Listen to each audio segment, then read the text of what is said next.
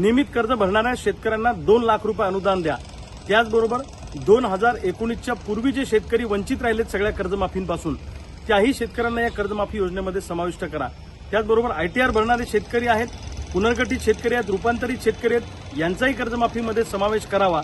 आणि सिबिल खराब होतंय शेतकऱ्यांचं, त्या अनुषंगाने रिझर्व्ह बँकेची चर्चा करून तशा पद्धतीचे स्पष्ट निर्देश रिझर्व्ह बँकेनं बँकांना दिले पाहिजे।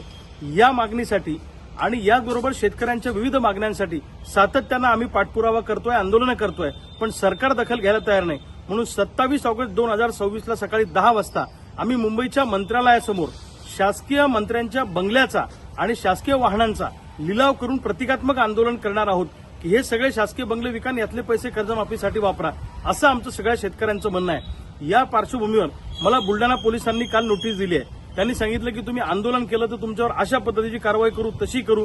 सरकार आमच्यावर दबाव आणण्याचा प्रयत्न करत आहे, पण या दबावाला आम्ही घाबरत नाही। अशा पोलिसांच्या नोटिसांनी माझ्या घराचे कपाटाचे कपाट भरलेले आहेत, आम्हाला त्याचा काही फरक पडत नाही। कारण बाबासाहेब आंबेडकरांनी भारतीय संविधानानुसार आम्हाला बोलण्याचं स्वातंत्र्य दिलेलं आहे, आंदोलन करण्याचं स्वातंत्र्य दिलेलं आहे। तो हक्क सरकार आमचा हिरावून घेऊ शकत नाही। पण चळवळी संपवायच्या, शेतकऱ्यांना बोलू द्यायचं नाही, त्यांचा आवाज दाबायचा, असा प्रयत्न जर पोलिसांच्या खांद्यावर बंदूक ठेवून सरकार करणार असेल तर त्याला आम्ही घाबरणार नाही, त्या दबावाला आम्ही झुकणार नाही। 27 ऑगस्टला असं आंदोलन होणारच आहे, जे आंदोलन आम्ही ठरवलं।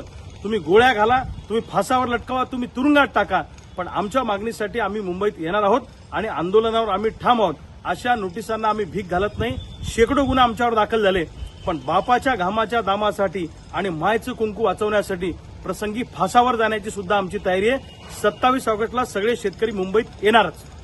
नियमित कर्ज